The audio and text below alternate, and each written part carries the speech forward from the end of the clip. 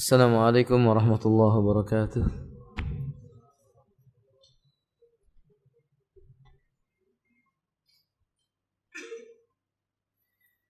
Innal hamdalillahi nahmaduhu wa nasta'inuhu wa nastaghfiruhu wa natubu ilaihi wa na'udzu billahi min shururi anfusina wa sayyiati a'malina. Man yahdihillahu fala mudilla lahu wa man yudlilhu fala hadiya lahu. Asyhadu an la ilaha illallah wahdahu la syarika lah wa asyhadu anna Muhammadan abduhu wa rasuluh. Allahumma salli ala Muhammadin wa ala alihi wa ashabihi wa man tabi'ahum bi ihsan ila yaumiddin. Amma ba'd. Kita lanjutkan membaca kitab Ar-Rahiqul Makhtum tentang sirah Ar-Rasul alaihi salatu wassalam. Iqra ya akhi. Bismillah. Berkata penulis rahimahullah ta'ala, tentara Mekah memasuki kancah perang dan perpecahan menyeruak. Sedangkan kondisi Quraisy, mereka menghabiskan malam di kamp militer mereka yang terletak di pinggiran lembah yang paling jauh dari Madinah. Tatkala pagi menjelang, mereka berangkat bersama batalion-batalion mereka dan menuruni bukit pasir menuju lembah Badr. Sekelompok orang dari mereka pergi menuju telaga yang dibuat oleh Rasulullah SAW. Beliau berkata, biarkan mereka.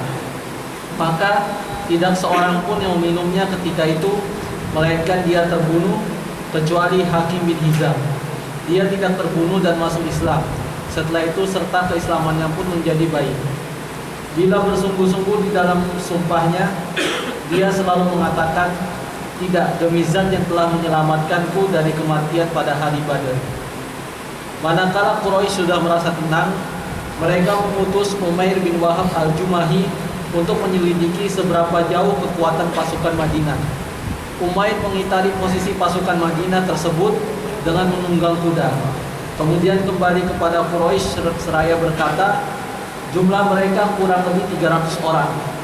Akan tetapi beri saya waktu untuk melihat apakah mereka memasang jebakan atau mempunyai suplai. Dia menelusuri lembah tersebut hingga agak jauh ke dalam, namun tidak melihat apapun. Lalu kembali lagi menemui mereka seraya berkata, aku tidak mendapatkan apapun. Akan tetapi aku telah melihat bencana-bencana membawa kematian, wahai kaum Quraisy.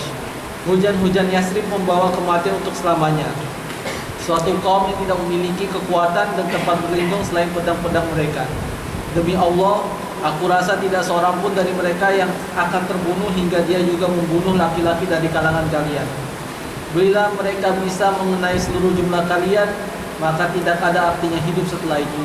Oleh karenanya, pertimbangkanlah. Ikhwati, ketika Allah telah menghendaki pasukan kaum muslimin memasuki wilayah Wadi Badrin, lembah Badar, maka bagi mereka aib meninggalkan medan Badar, dan ini takdir Allah. Persiapan mereka dengan jumlah pasukan yang hanya 300 orang. Di antara mereka kebanyakannya berjalan kaki, tidak menunggangi kendaraan. Perlengkapan mereka tidak seperti Quraisy yang memang sudah bersiap-siap untuk perang. Persiapan kaum muslimin hanya sekedar untuk menakut-nakuti kafilahnya Abu Sufyan. Tapi Allah menakdirkan lain. Kita teringat dengan firman Allah Subhanahu wa taala, asa an takrahu syai'a wa huwa khairul lakum. Boleh jadi engkau tidak menyukai sesuatu perkara, ternyata perkara itu di sisi Allah lebih baik bagimu. Wa asa an tuhibbu syai'a wa huwa syarrul lakum. Dan barangkali engkau menyukai suatu perkara, tapi perkara itu di sisi Allah buruk bagimu. Datangnya mereka ke Medan Badar adalah takdir Allah, dan Allah menghendaki mereka berperang. Orang-orang Quraisy dengan jumlah yang banyak, tetapi kita ingat dengan firman Allah Subhanahu wa taala, tahsabuhum jami'a wa qulubuhum syatta. Walaupun ayat ini untuk orang-orang Yahudi, tapi maknanya umum. Musuh Allah itu sekalipun engkau sangka mereka bersatu, tapi hati mereka bercerai-berai. Tahsabuhum jami'a wa qulubuhum syatta. Karena memang hati orang yang tidak bertauhid, sebagaimana agama mereka, mereka menyekutukan Allah, membuat hati mereka tidak pernah mendapatkan persatuan yang hakiki. Sejak dari berangkat dari Mekah mereka telah berbeda pendapat. Kebanyakan pemuda-pemuda menentang keinginan orang tua untuk pergi ke medan perang. Tapi dengan lisannya Abu Jahal dan Abu Lahab mereka berkumpul. Berarti berangkatnya mereka ke medan perang ada niat yang berbeda. Nabi bersama kaum muslimin niatnya li'ila kalimati tauhid la ilaha illallah, untuk meninggikan dan mensyiarkan kalimat tauhid la ilaha illallah. Nabi mengatakan ra'aitul jannah, aku melihat surga itu ia ada di bawah kilatan-kilatan pedang. Lalu kata Nabi wa ra'aitul janna irduha ka ardis samawati wal ard, aku lihat surga itu luasnya seluas langit dan bumi. Lalu ada di antara kaum muslimin yang mengatakan kepada Nabi, seluas langit dan bumi? Kata Nabi, iya, seluas langit dan bumi. Lalu dia berkata, bah. Maksudnya luar biasa. Surga itu luasnya seluas langit dan bumi. Mereka berperang untuk mencari kemuliaan. Orang-orang Quraisy berperang untuk membela kesukuan. Maka tiap-tiap yang meniatkannya bukan karena Allah, Allah luluh lantakkan jiwa mereka. Maka ikhwati a'azalna wa iyyakum, orang-orang Quraisy mulai masuk strategi perangnya kaum muslimin. Ketika di awal datang ke medan perang itu, maka kaum muslimin mengambil posisi sebagaimana saran salah seorang sahabat, menjauh dari kolam air dan mendekat kepada sumber mata air. Quraisy mereka mengambil posisi mendekat ke mata air itu, yang menurut pemikiran akal mereka ini akan menyelamatkan mereka. Cukup suplai airnya. Jadi kita mengetahui tanah Arab itu pasir batu yang menggenangkan air tidak dalam waktu yang lama. Lama-kelamaan akan apa? Surut. Ini terjadi. Sehingga sekelompok orang-orang Quraisy tadi datang menuju sebuah telaga yang tadinya Rasul membuatnya untuk kaum muslimin. Kata Nabi kepada kaum muslimin, da'uhum, biarkan saja, jangan dihalangi. Biarkan saja mereka mendatangi telaga itu. Fama syaraba ahadum minhum yawma idin illa qutila. Sebab tidak satu pun di antara Quraisy yang nanti minum dari air Badar yang dibuat di sana itu, melainkan mereka semua akan terbunuh. Ternyata benar. Semua pasukan Quraisy yang mereka minum dari telaga itu terbunuh di medan Badar.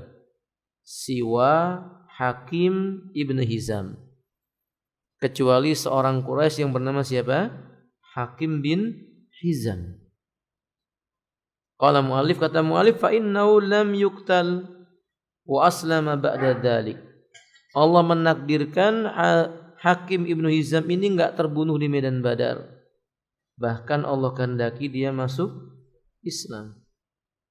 Kita teringat dengan firman Allah tabaraka wa taala, may yahdihillah fahuwal muhtad. Siapa yang dikehendaki oleh Allah, maka dialah orang yang, siapa yang dikehendaki oleh Allah mendapatkan hidayah, dialah orang yang pantas untuk dapat apa? Hidayah. Karena Allah lebih tahu. Hakim bin Hizam salah satunya.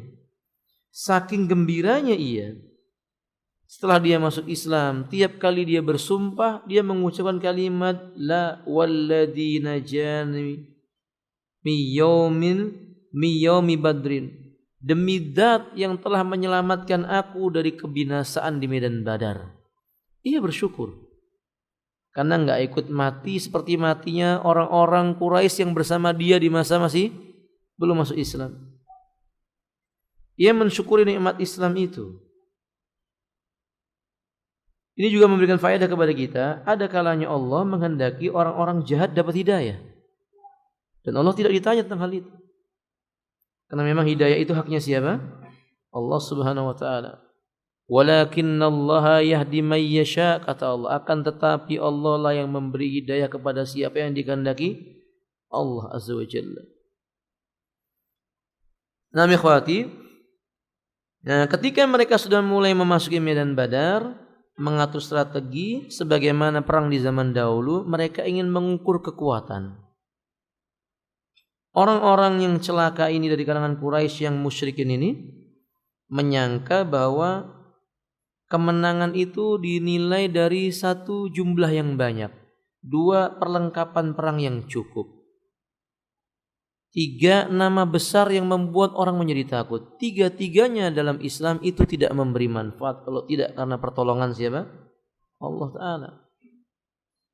Perang menang itu bukan karena jumlah yang banyak.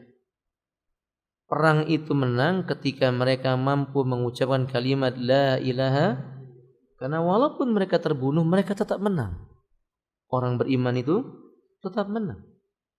Matinya mereka syahid, masuk ke dalam surganya Allah, ruhnya berada pada tembolok burung yang berwarna hijau sebagaimana hadis yang sahih.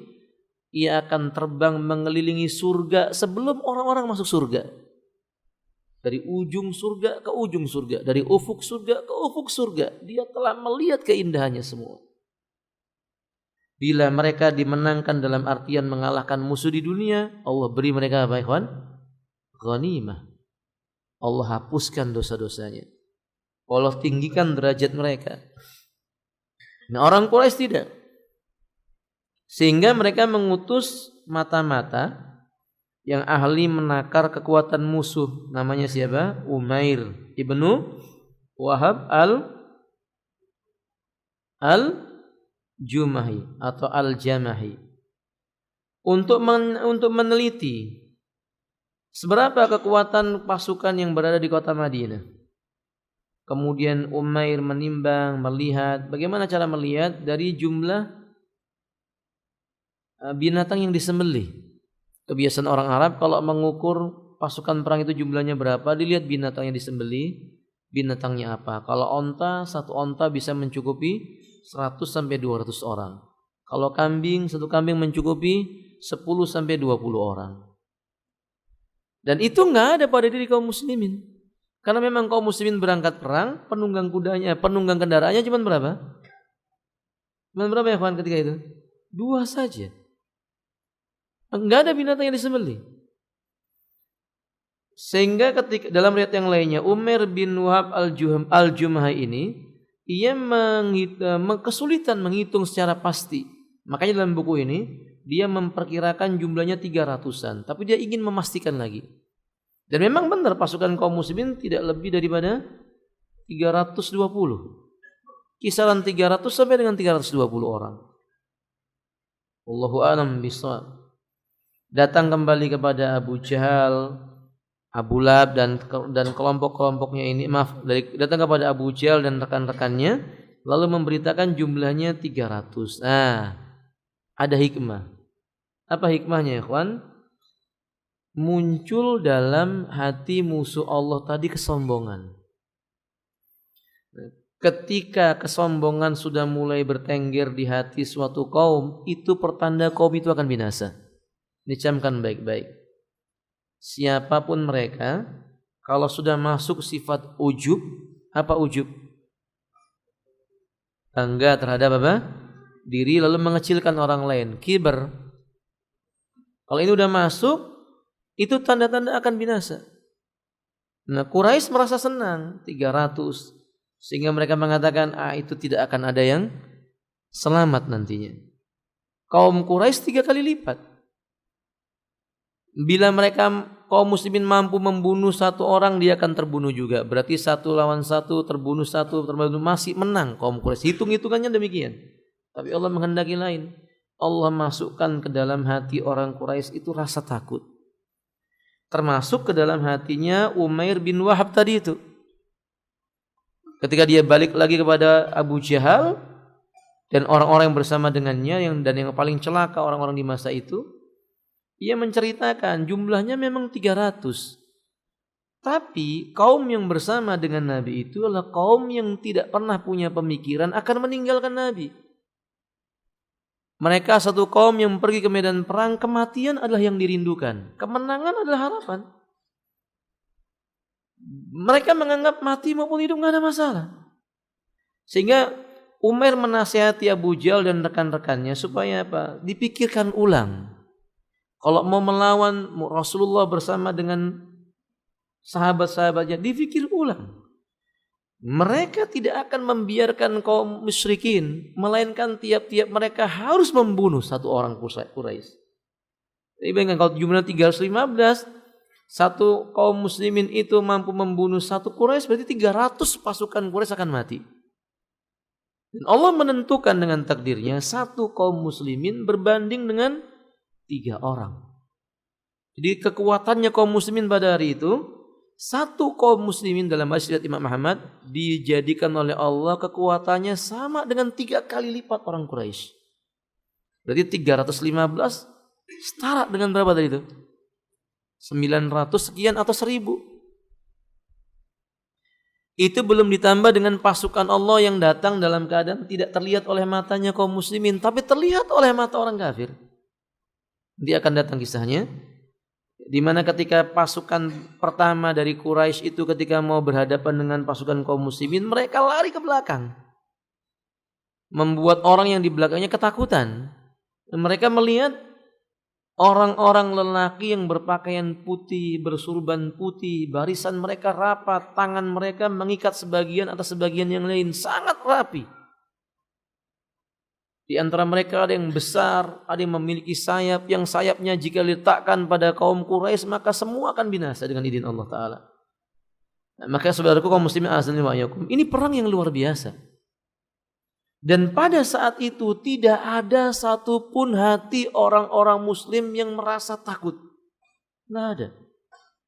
Sampai ketika Nabi berdoa meminta kepada Allah Subhanahu wa taala, "Ya Rabb, kalau seandainya Engkau binasakan kaum muslimin, maka siapa lagi akan menyembah Engkau?" Nabi doa terus sampai meneteskan air mata. Apa kata Abu Bakar As-Siddiq? "Hasbuk ya Rasulullah."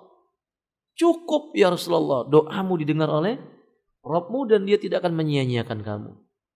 Itu isyarat menandakan tidak ada satupun dalam hati kaum muslimin rasa apa? Takut, nggak ada. Dalam perang Badar itu tidak ada satu kaum muslimin pun yang membelakangi musuh, tidak ada. Mereka yakin dengan janjinya Allah Subhanahu wa taala. Mulai masuk ke dalam hatinya Abu Jahal itu keraguan-raguan. Kenapa begitu? Karena mereka ini tahu Abu Jahal masih masuk dalam kategori keluarga dari keluarganya Rasulullah.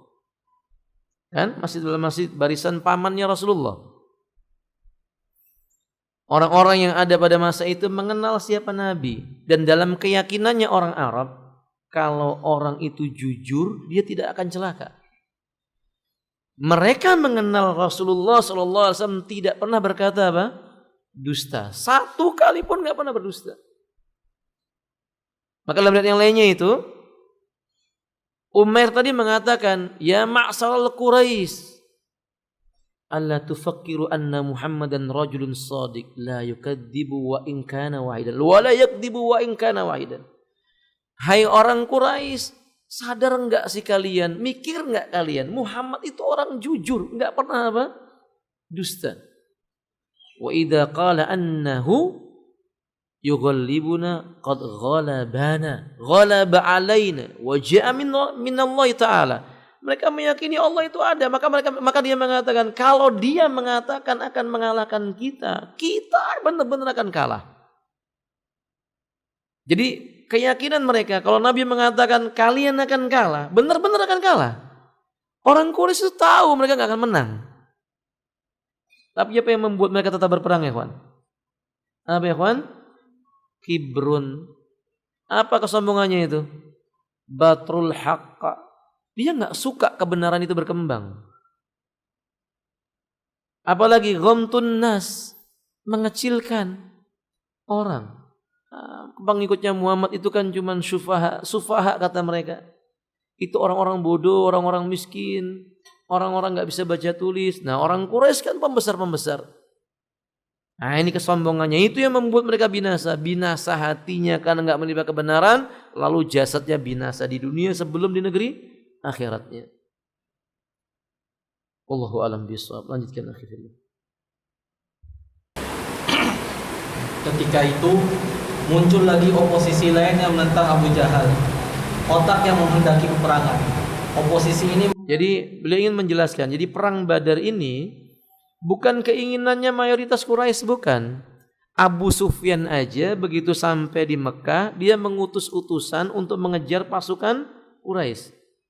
Meneriakkan, dia pilih orang yang paling keras suaranya, paling pandai menunggang kuda, supaya jangan sampai pasukan Quraisy sampai ke Badar.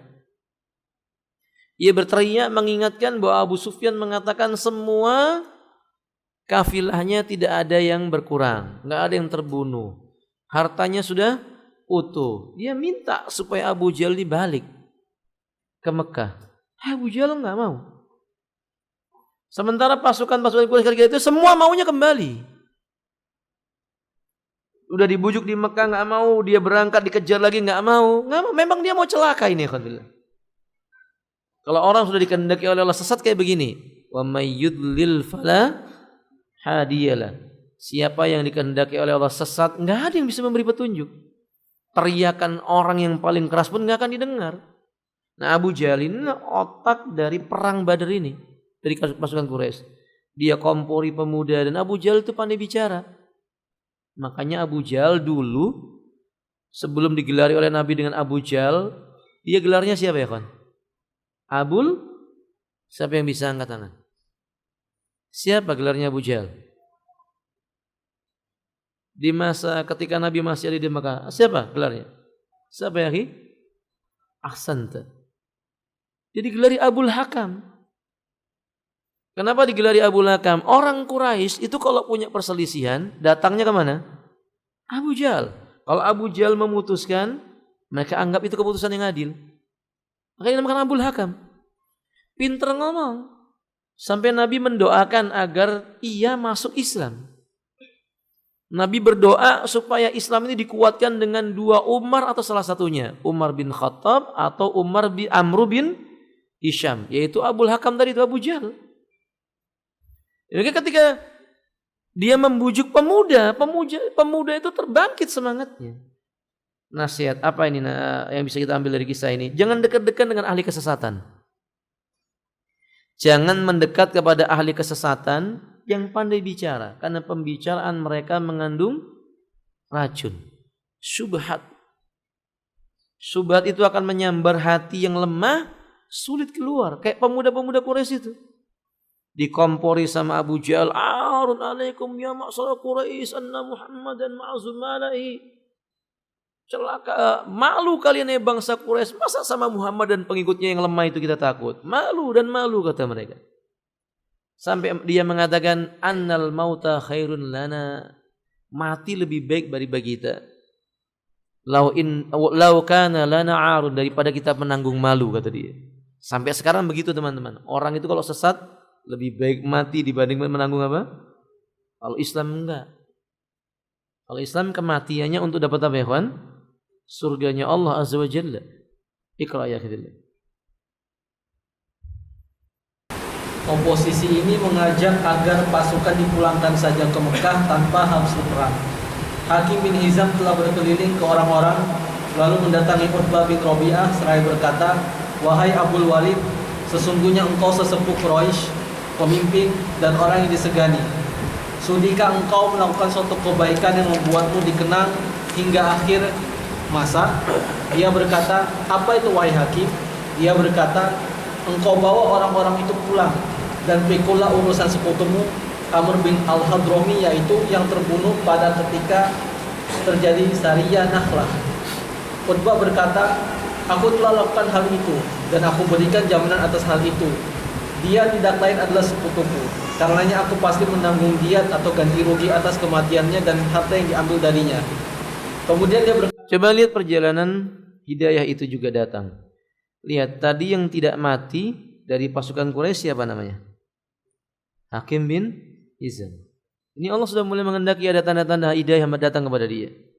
Yang menentang Abu Jahal siapa? Hakim bin Hizam. Ia datang kepada tokoh-tokoh Quraisy. Karena Hakim memiliki firasat, ini orang Quraisy akan binasa. Minimal dia berpikir memerangi Muhammad SAW itu sama dengan memerangi keluarganya sendiri.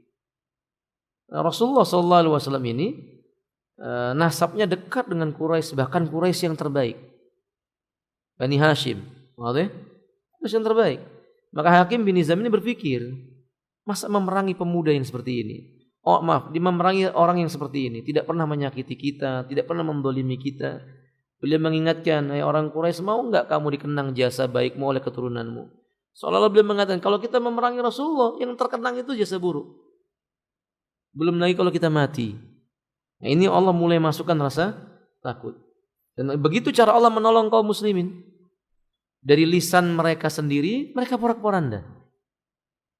Dan ketika Hakim mengucapkan ini, bukan satu orang, beberapa orang mendukung Hakim bin Hizam. Mereka ingin membawa pulang pasukan perangnya itu. Fadl ya akhi.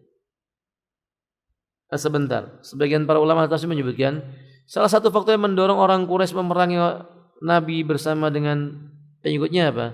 Karena tidak mau ikut perang apa? Alasannya lah memerangi Muhammad nggak ada faedahnya. Kalau menang perang nggak ada harta rampasan perangnya. Boleh?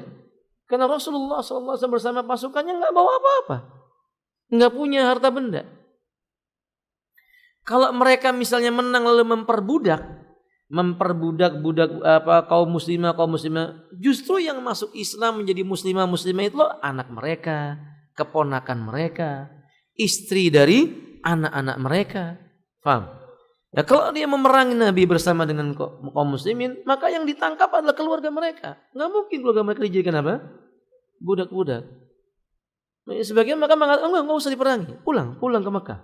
Tapi Abu Jahal tidak, tetap mengatakan arun alim, malu kita malu. Masa 1000 kalah sama berapa? Nah, begitu. Nah, begitulah orang kalau sudah mau binasa, dia menutup dan ditutup akal sehatnya. Lanjutkan ya akhir. Kemudian dia berkata lagi kepada Hakim bin Hizam, datangilah putra Al-Hanzoliyah, yakni Abu Jahal, karena ibunya bernama Al-Hanzoliyah. Sesungguhnya aku hanya khawatir urusan orang-orang terpecah gara-gara ulahnya.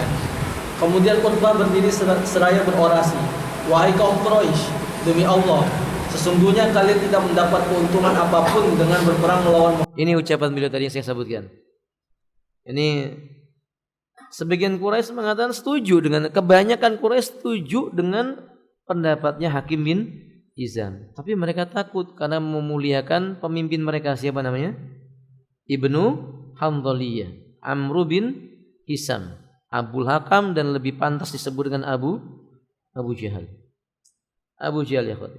Maka Utbah berdiri memberanikan diri, kemudian mengatakan dengan khutbahnya, hai orang Quraisy, ya ma'syar Quraisy, innakumullah ma tasnauna bi antal qaum Muhammadan wa sabahu syai'an. Kalian bertemu dengan pasukan Muhammad dan pasukannya sallallahu alaihi wasallam. Kalian enggak dapat untung apa-apa. Ya kayak tadi itu. Apa yang mau dicari? Berhasil membunuh Muhammad dan pasukannya, enggak membuat mereka beruntung, toh sebagian mereka bakal mati juga. Lanjutkan ya akhi.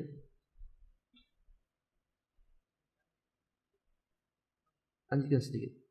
Lalu berangkatlah Hakim bin Hizam menjumpai Abu Jahal yang ketika itu sedang menyiapkan perisainya seraya berkata, wahai Abul Hakam, sesungguhnya Utbah telah mengutusku begini dan begitu.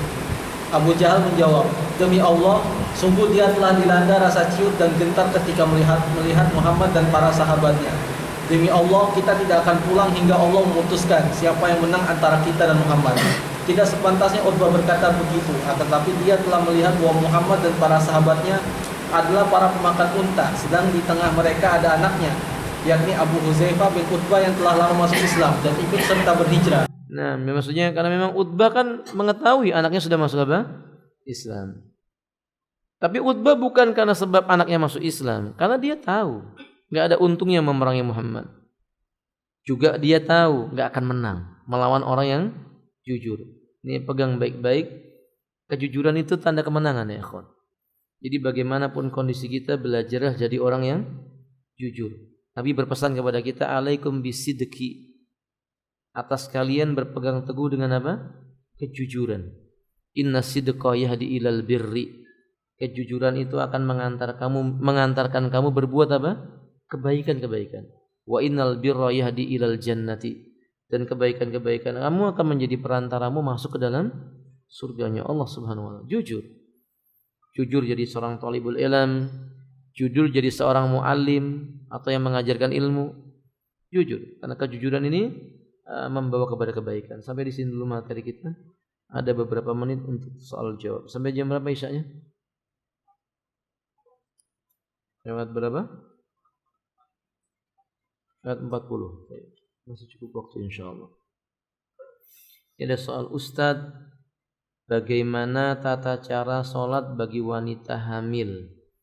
Karena di beberapa gerakan agak sulit dilakukan dengan sempurna, seperti ruku. Ya memang kalau wanita hamil ruku agak susah. Hal pertama, ingat dengan firman Allah Ta'ala, fattaqullaha mastata'tum. Bertakwalah kamu kepada Allah sebatas kemampuan yang kamu miliki.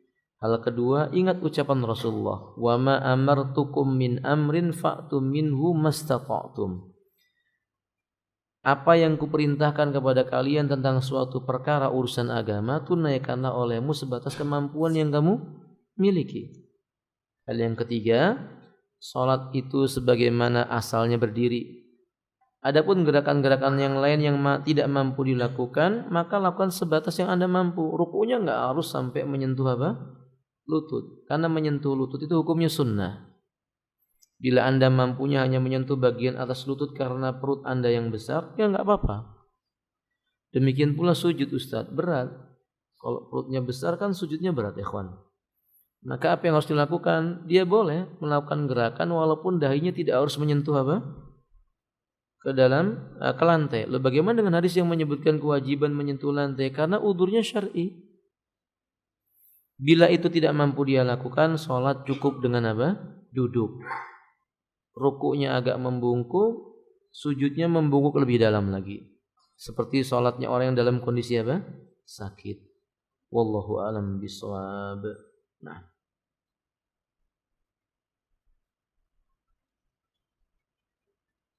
Apakah istri yang ditalak 3 boleh rujuk lagi sebelum masa iddah berakhir? Ya enggak boleh. At-talaqu marratani kata Allah. Talak itu cuman boleh 2 kali kalau mau rujuk. Ketiganya ma'assalamah. Ya silahkan Anda menangis kalau sudah selesai. Boleh? Karena memang begitu ketentuan Allah Subhanahu wa taala. Fa imsakum bima'rufin au tasrihun bi ihsan. Tahan dengan cara yang baik, kalau mau pisahkan dengan cara yang baik. Artinya kesempatan rujuk cuma 2 kali. Laki-laki berkata kepada istrinya, anti tallik, kamu saya talak. Sebulan kemudian dia kumpuli istrinya, berarti rujuk. Oke? Dia berkata, saya rujuk kepada kamu. Yang wajib bagi istri menerima rujuk suaminya. Enggak boleh istrinya berkata, anak enggak mau rujuk sama ente. Enggak boleh. Karena kondisi istri yang ditalak statusnya masih apa? Istri. Tidak boleh dia menerima lamaran orang lain, tidak boleh dia persolek supaya dilihat oleh orang, tidak boleh. Dia tetap tinggal di rumah suaminya, nggak boleh pulang ke rumah orang tuanya. Harapannya supaya lembut hatinya, kemudian mereka rujuk. Rujuk setahun 2 tahun bertengkar lagi lalu berkata anti tallik, kamu saya talak. Jatuhlah talak, masih boleh rujuk. Nah, hati-hati dengan yang ketiga. Kalau yang ketiga kemudian mengucapkan anti talak, selesai sudah sampai di situ. Anda harus tutup buku, beli buku yang baru.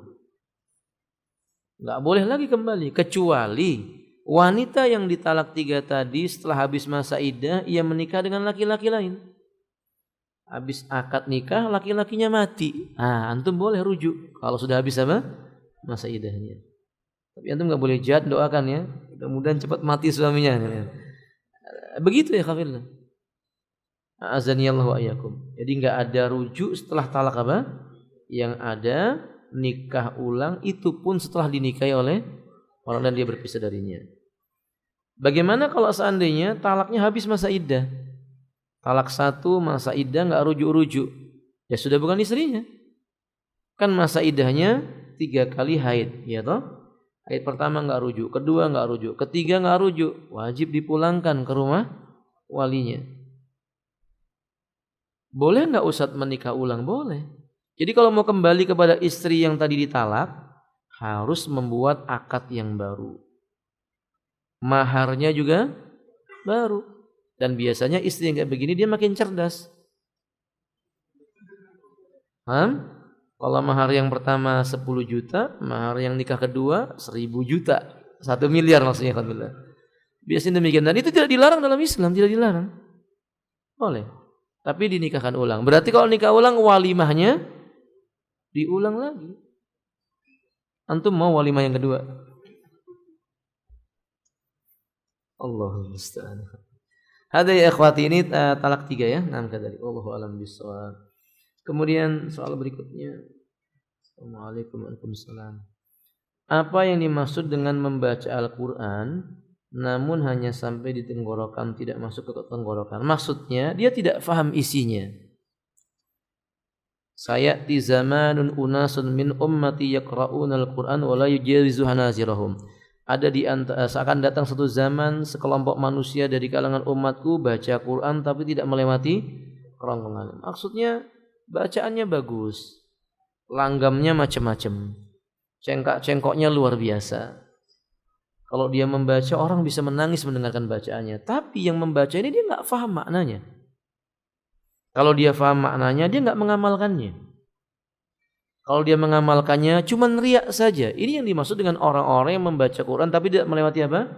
Kerongkongan. Makanya Nabi sering mengucapkan kalimat, ya man yaqra'ul Quran walakinna la yadkhulu ila qalbi. Wa fi riwayah, ya man yaqulu ya man amana bilisani wa lam yadkhul imanu fi qalbi. Hai orang yang beriman dengan lisannya tapi enggak masuk ke dalam apa? Hati. Jadi enggak paham makna iman dan enggak mengamalkan iman. Dia baca Quran tapi enggak paham bacaan Quran. Kayak zaman kita ini banyak jumlahnya.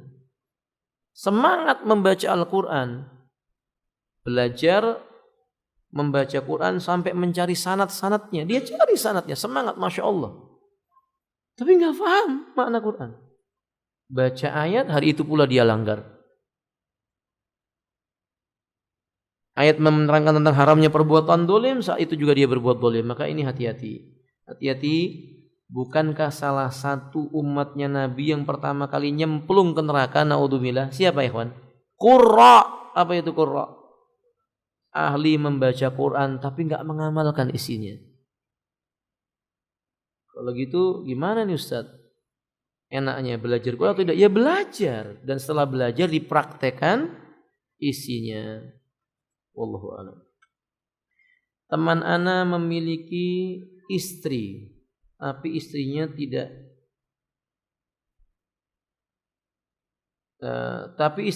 berbuat baik kepada orang tuanya. Orang tuanya siapa ini?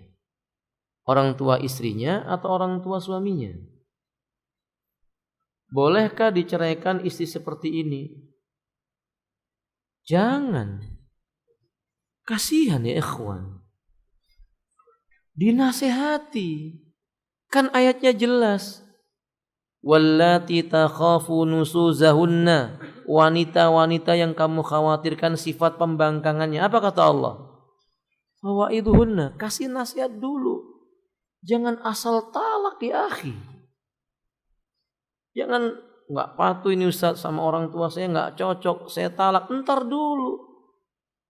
Barangkali penyebabnya karena antum juga enggak patuh dan enggak baik sama siapa? Mertua antum. Karena barangkali laki-lakinya tadi enggak baik sama mertuanya. Dibalas oleh istrinya. Istrinya jahilah, suaminya jahil murakkab. Begitu. Maka jangan diceraikan, dinasihati. Kalau dinasihati nggak bisa, masih ada jalan kedua. Dia apa kan? Diboikot. Antum jangan kasih uang saku, kasih uang belanja yang pas-pasan. Tidurnya jangan dihadapin, dibokongin. Kalau perlu cari kamar sebelahnya. Kalau ngomong nggak usah didengarkan. Adanya dia dianggap tidak adanya. Makin jadi dia Ustadz. Oh, yang ketiga. Apa yang ketiga? Fadribuhunna, pukul dia. Bagian yang ini laki-laki senang. Tapi mukulnya dengan kayu siwak. Yang panjangnya sekian. Antum pukul. Antum mau pukul 10 kali pun nggak apa-apa insya Allah. Bukan yang kayu siwak yang segini ya. Kalau itu nggak berubah juga, baru datangkan hakim dari pihak yang diridhoi oleh perempuan dan laki-laki untuk ditegakkan hukum Allah. Yang salah siapa, yang benar siapa, supaya kembali. Nggak mau juga Ustadz, padahal dia salah dan terbukti salah. Baru antum beli buku yang baru, jangan diceraikan. Antum beli buku yang baru supaya dia bisa belajar dari buku yang baru. Fahim tuh? Alhamdulillah. Enggak berubah juga Ustaz, tambah lagi bukunya. Berubah insya Allah. Kalau enggak berubah juga baru antum ceraikan. Ada yang mau meraktekkan habis ini kayaknya. Allahumma musta'an. Baik. Dan bagaimana kalau cerai? Bagaimana nasib anaknya? Ya ini tadi makanya cerai itu ikhwan yang terdolimi siapa? Maka kalau antum mau menceraikan wanita, jadikan diri antum seperti sahabat yang bernama siapa? Mughirah bin Syu'bah. Oh sudah masuk waktu. Mughirah bin Syu'bah itu kalau nyeraikan istrinya, dikumpulkan istrinya 4 orang, lalu dia berkata, aku mengetahui kalian wanita yang lehernya panjang, artinya cantik jelita. Keluarga kalian itu punya kehormatan. Kalian wanita yang taat dan patuh kepada Allah, hukum Allah. Tapi kalian tahu, aku orang yang suka memiliki banyak keturunan. Hari ini kalian kuceraikan. 4-4-nya diceraikan. Tapi yang ditinggalkan untuk istrinya cukup buat makan 7 turunan. Jadi begitu dia diceraikan, habis masa idahnya banyak yang sudah mau datang. Kalau sekarang ini dolim laki-laki. Waktu belum nikah sama dia makan keju, udah nikah aja suruh makan. Antum tahu jawabannya gitu kan ya? Telur pagi, sore teh, malam suruh puasa. La haula wala quwwata illa billah. Udah itu diceraikan. Zalim. Kalau antum mau ceraikan, pikirkan begitu, yang anak-anaknya bakal terpelihara dengan cara yang baik. Akhiru da'wana alhamdulillahirabbil alamin. Subhanakallahumma bihamdik, asyhadu an la ilaha illa anta astaghfiruka wa atubu ilaik. Assalamualaikum warahmatullahi wabarakatuh.